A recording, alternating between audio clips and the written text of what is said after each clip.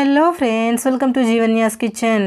Friends, இன்றைக்கி நம்ம ரொம்ப ஹெல்த்தியான முறையில் வெயிட் லாஸ் பண்ணுறதுக்கு ரொம்பவே பர்ஃபெக்டான ஒரு தோசையும் ஒரு சட்னியும் எப்படி செய்கிறதுன்னு பார்க்க போகிறோம். இது நம்ம சாப்பிட்றதுனால ரொம்பவே ஃபில்லிங்காகவும் ரொம்ப நேரத்துக்கு பசிக்காமலும் இருக்கும். நம்ம இதில் சேர்த்துருக்கிற எல்லா பொருளுமே உடம்புல இருக்கக்கூடிய கெட்ட கொழுப்பை குறைச்சி வெயிட் லாஸ் பண்ணுறதுக்கு ரொம்பவே உதவியாக இருக்கும்.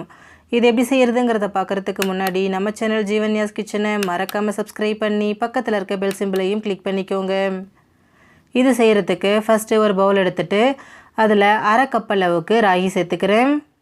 இது கூடவே 1/4 கப் அளவுக்கு பச்சைப்பயிறு, 1/4 கப் அளவுக்கு கொள்ளு சேர்த்துக்கோங்க.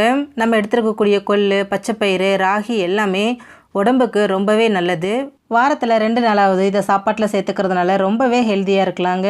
வெயிட் லாஸுக்கும் ரொம்பவே உதவியாக இருக்கும். இப்போ இது கூடவே 2 டேபிள் ஸ்பூன் அளவுக்கு ஜவ்வரிசி சேர்த்துக்கோங்க. அடுத்ததாக இதில் அரை டீஸ்பூன் அளவுக்கு வெந்தயம். இப்போ இது கூட தேவையான அளவு தண்ணி சேர்த்துட்டு இதில் கொஞ்சம் கூட அழுக்கு தூசு இல்லாமல் ஒரு 2-3 தடவை நல்லா இதை கையால் பிசைஞ்சு விட்டு கழுவி எடுத்துக்கோங்க.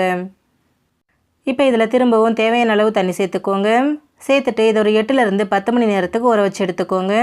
நான் இன்றைக்கி இதை ஓவர் நைட் ஊற வைக்கிறேன். பாருங்கள், ஓவர் நைட் நான் ஊற வச்சு எடுத்திருக்கேன். நம்ம சேர்த்த தானியங்கள் எல்லாமே பாருங்கள் நல்லா ஊறி வந்திருக்கு. இந்த அளவுக்கு நல்லா ஊறி வந்திருக்கணும் ஃப்ரெண்ட்ஸ். இப்போ இதை அப்படியே ஒரு மிக்சர் ஜாரில் சேர்த்துக்கோங்க. நான் இன்றைக்கி கொஞ்சமாக செய்கிறதுனால மிக்சர் ஜாரில் அரைக்கிறேன். நீங்கள் நிறைய செய்கிறீங்க அப்படின்னா கிரைண்டரில் சேர்த்து அரைச்சிக்கோங்க. இப்போ இது கூடவே கொஞ்சமாக தண்ணி சேர்த்துட்டு நல்லா நைஸாக அரைச்சி எடுத்துக்கோங்க. பாருங்கள், நல்லா நைஸாக ஸ்மூத்தாக அரைப்பட்டு வந்திருக்கு. மாவும் நல்லா திக்காக இருக்குது. இப்போ இதை அப்படியே ஒரு பவுலுக்கு மாற்றிக்கோங்க. மாற்றிட்டு இதுக்கு தேவையான அளவு உப்பு சேர்த்துக்கோங்க. சேர்த்துட்டு இதை கையாலேயே நல்லா கலந்து கொடுங்க.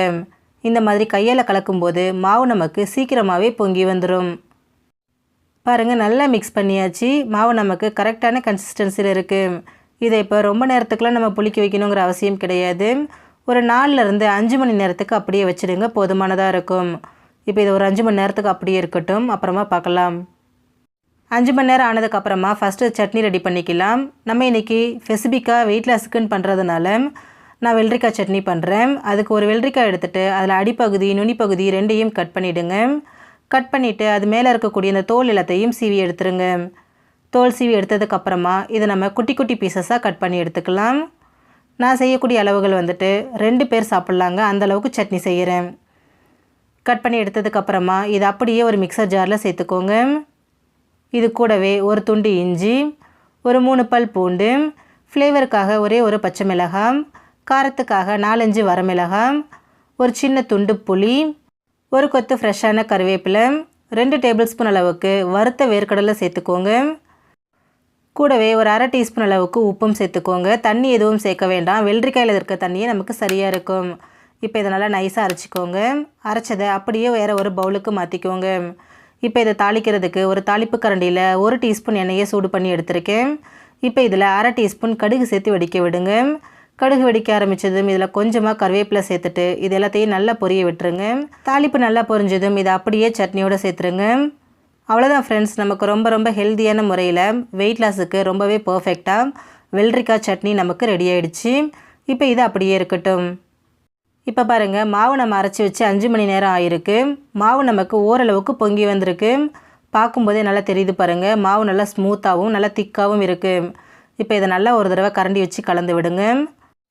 இப்போ தோசை மாவு நமக்கு ரெடியாக இருக்குது. இப்போ ஸ்டவ்வில் தோசைக்கல் வச்சுட்டு கல் சூடானதும் இதில் மாவை சேர்த்துக்கோங்க. சேர்த்துட்டு உங்களுக்கு எவ்வளோ மெல்லிசாக வேணுமோ அவ்வளோ மெல்லிசாக தேய்க்கலாங்க. தேய்க்கிறதுக்கு ரொம்பவே அழகாக வரும். பாருங்கள் எவ்வளோ பர்ஃபெக்டாக வருதுன்னு. இப்போ இதில் கொஞ்சமாக எண்ணெய் சேர்த்துக்கோங்க. எண்ணெய் முற்றிலும் ஆப்ஷனல், உங்களுக்கு வேண்டானா நீங்கள் ஸ்கிப் பண்ணிக்கலாம். இப்போ இதை மீடியம் ஃப்ளேம்லேயே வேக விடுங்க. ஒரு பக்கம் வெந்து கொஞ்சம் கலர் மாதிரி வந்ததுக்கப்புறமா இதை நம்ம இன்னொரு பக்கத்துக்கு திருப்பி போட்டுடலாம். திருப்பி போட்டுட்டு 2 பக்கமும் நல்லா வேக விடுங்க. தோசை வெந்து நல்லா மொறு ஆனதுக்கப்புறமா இதை நம்ம எடுத்துடலாம். பாருங்கள் எவ்வளோ பர்ஃபெக்டாக வந்திருக்குன்னு.